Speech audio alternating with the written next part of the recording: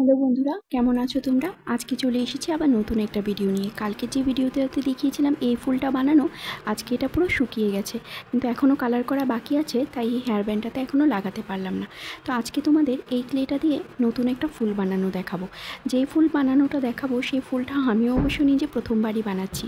অনেকগুলো YouTube video, অনেকগুলো tutorial দেখেই আজকে নিজে এই ফুলটা বানাতে বসেছি তোমাদের দেখানোর জন্য। কেমন হয়েছে আমার ফুলটা অবশ্যই কমেন্ট করে বলবে, আর লাস্টে দিয়ে বলবে, ফুল ভিডিওটা দেখার পর লাস্টে বলবে যে এটা কোন ফুল আমি বানিয়েছি।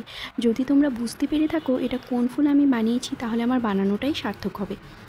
তো দেখো, প্রথমেই সুন্দর করে ক্লেটাকে মিক্স করে আমি 5টা বল নিয়ে নিয়েছি সম সাইজের। সেই বলগুলোকে আমি পাতার মতো করে শেপ করে দিচ্ছি, আবার এখানে সুন্দর করে স্ট্রাকচার দেওয়ার জন্য পাতার মতো স্ট্রাকচারও দিয়ে দিচ্ছি।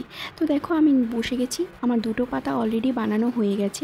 আজকে কিন্তু মেয়ে আমার সাথে বসেনি, তো আজকে আমি একাই বসেছি। একা কোনো কিছু বানাতে গেলে একদিকে যে কেমন শান্তি লাগে যে কেউ ডিস্টারবেন্স করার মতো কিছু নেই, কোনো দিকে কোনো ডিস্টারবেন্স নেই, আবার মেয়ের সাথে বসে বসে বানাতে গেলে মজাটাও লাগে। ও যেমন বানাচ্ছে আমিও বানাচ্ছি, অনেক রকমের কোশ্চেন থাকে, এটা কিভাবে করব, ওটা কিভাবে করব, সব কিছু মিলিয়ে দু রকম এক্সপিরিয়েন্স আমার কাছে, দুটোই খুব ভালো লাগে।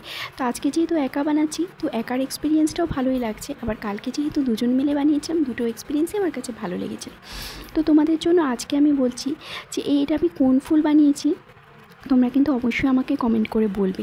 তোমরা যদি বুঝতে পেরে থাকো কোন ফুল বানিয়েছি, তাহলে আমার ফুল বানানোটাই কিন্তু সার্থক হলো। আর যদি তোমরা না বুঝতে পেরে থাকো কোন ফুল বানিয়েছি, তাহলে আমাকে অবশ্যই বলবে, আমি আবার আমার শেখাটা বাড়িয়ে দেব, আর একটু ভালো করে শেখে তোমাদের জন্য আবার সুন্দর করে বানানোর চেষ্টা করব। তো দেখো, তোমাদের সাথে কথা বলতে বলতে আমি 5টা পাপড়ি কমপ্লিট করে নিয়েছি। তো এই হচ্ছে আমার ফুলের 5টা পাপড়ি, যেখানে আমি পাতার মতো করে একটু শেপও দিয়ে দিয়েছি। এখন মাঝখানে ছোট্ট একটা বল বানিয়েছি এইগুলোকে জোড়া লাগানোর জন্য, লাগিয়ে একটার নিচে একটা দিয়ে একটা সাইড করে একটা নিচে দিয়ে আমি সুন্দর করে ফুলগুলোকে বসিয়ে দিয়েছি। তো দেখো, মোটামুটি ফুল বানানোটা আমার হয়ে গেছে। তো এরপরে মাঝখানে আবার কেশরের মতো কেশরগুলো বানাতে হবে। এই যে ফুলটা বানাচ্ছি, এটা আমি তোমাদের একটা ছোট্ট একটা ক্লু দিচ্ছি, এটা ম্যাক্সিমাম টাইম সাদাই থাকে, মানে এই ফুলটা সাদাই থাকে, কিন্তু এটার অন্য অনেক ভ্যারাইটি আছে যেগুলো অন্য অন্য কালার হয়। তো এই দেখো, আমার এই যে ফুলটা আমি বানিয়ে নিয়েছি। এখন আমি এই যে 2টো ফুল বানিয়েছি, মাঝখানে কেশরগুলোও লাগানো হয়েছে, আর এই কালার পেন্সিলগুলো দিয়ে আমি একটু পাপড়িগুলোকে ওঠানো